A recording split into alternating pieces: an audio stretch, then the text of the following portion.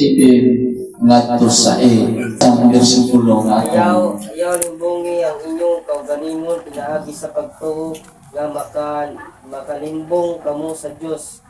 Ang ipuga sa tao mausab ang iyang alihon. Amen. Tanawa ninyo mga igsoon unsa ginang kaistoryahan. Ha? Makalimbong mata sa Diyos.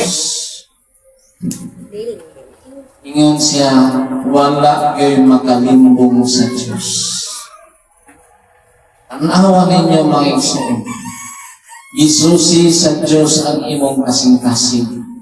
Katuo sila, pinaagi sa ilang relihiyon, pinaagi sa ilang pagsimba, pinaagi sa ilang pagdumala, makalimbong sila sa Diyos. Dili.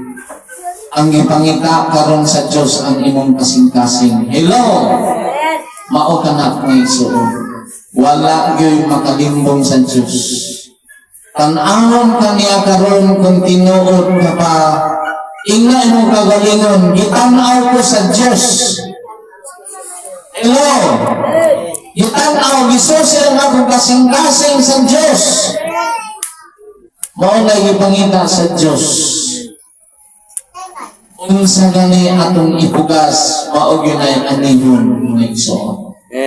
Kung naghisgot ka karon, nagpasigarbo ka karon sa atong kagalingon, wrong na mga igsoon. Ang atong unang-unahon karon nga masintro ang atong kasing-kasing nato sa Diyos. Nakita niya na ang tanan mga igsoon. Mainampuon ka ba? Ihatag ka bang panahon sa Diyos? Nagsimba ka ba? O nagtuo ka ba sa Diyos na walang makita? O ino magyong giangkon nga ikaw mga anak sa Diyos? Amen ba, mga igsoon? Mao ka na ikipangin.